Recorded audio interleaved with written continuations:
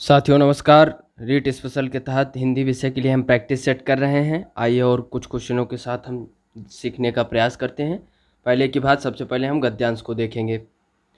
जब तुम बड़ी हो जाओगी तो तुम दुनिया और उसके आदमियों का हाल मोटी मोटी किताबों में पढ़ोगी।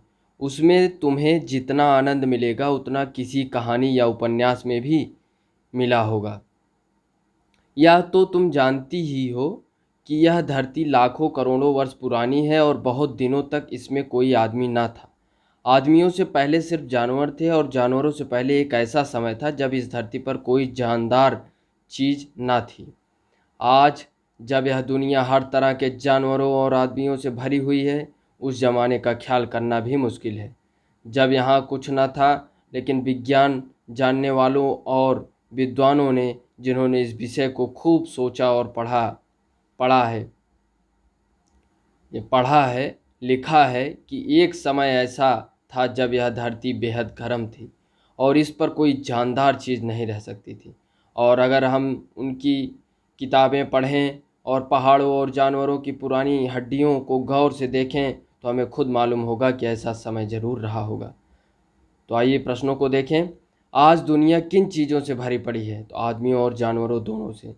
सजीव का विलोम निर्जीव, पहाड़ का पर्यायवाची तो गिर, कौन गद्य विधा नहीं है तो कविता, और विज्ञान का संधि विच्छेद तो विधन ज्ञान।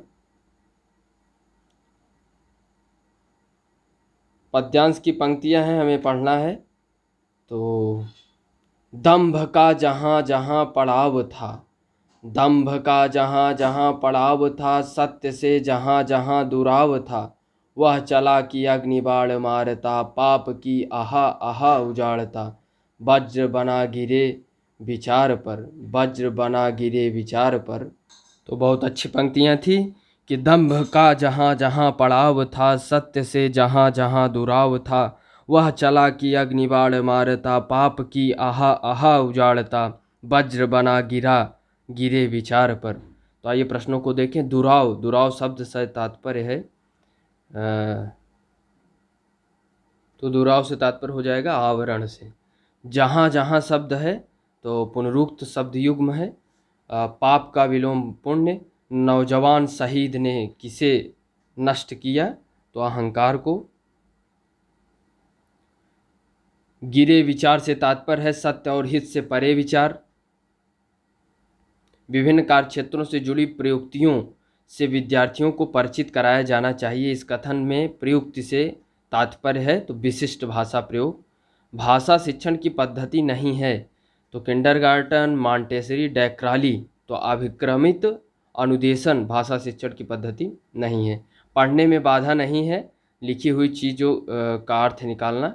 भाषा की कक्षा में यह जरूरी है कि भाषिक पृष्ठभूमि के आधार पर किसी को पीछे ना छोड़ा जाए। लेखन क्षमता का विकास करने के संदर्भ में आपके लिए सबसे अधिक महत्वपूर्ण है तो सबसे महत्वपूर्ण क्या हो जाएगा? सुनी, पढ़ी और समझी हुई बातों की स्वाभाविक लिखित अभिव्यक्ति। भाषा की पाठ्यपुस्तक में हिंदीतर भाषाओं को भी जगह मिलनी चाहिए। इस कथन का समर्थन कौन सा तर्क काम करेगा? इससे भाषागत विविधता को सही रूप में संबोधित किया जा सकता है। उच्च प्राथमिक स्तर पर बहुभाषिक कक्षा में बच्चों की भाषाएं तो एक संसाधन है। भाषा सीखने में सामाजिक अंतःक्रिया का महत्वपूर्ण स्थान है। इस कथन का संबंध है तो सामाजिक अंतःक्रिया द्वैगोष्ठी से संबंधित है। भाषा शिक्षण में कौन सा बिंदु सबसे कम महत्वपूर्ण है? तो पाठ्य सामग्री इसमें, बाकी भाषाई अभ्यास, भाषिक परिवेश, परीक्षाएं। तो पाठ्य सामग्री इसमें सही हो जाएगा। संदर्भ के अनुसार शब्दों के उपयुक्त चयन संबंधी त्रुटियों को दूर करने के लिए सर्वाधिक कारगर तरीका क्या है?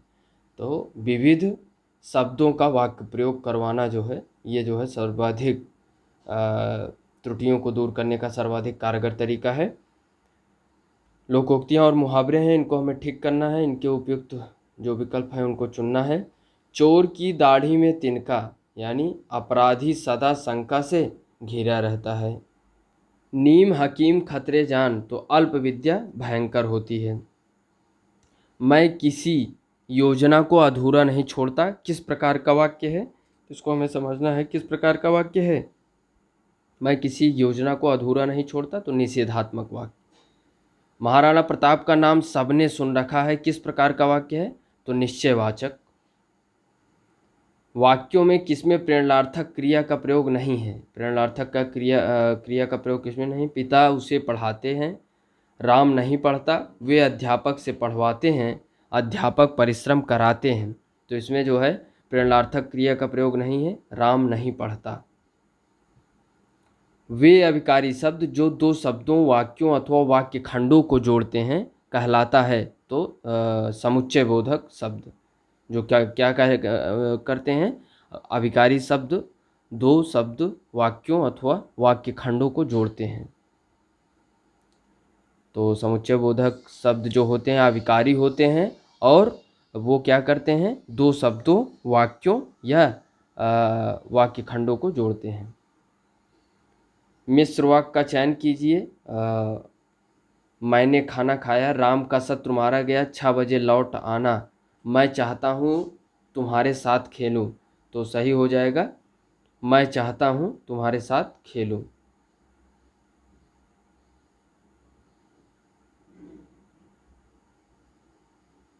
मैं तुम्हारे के हिसाब से जो है मिश्र वाक्य हो जाएगा। दो समानार्थी शब्द की पुनरुक्ति के बीच विराम चिन्हों का प्रयोग होता है। तो दो समानार्थी पुनरुक्ति शब्दों के बीच योजक चिन्ह का प्रयोग होता है।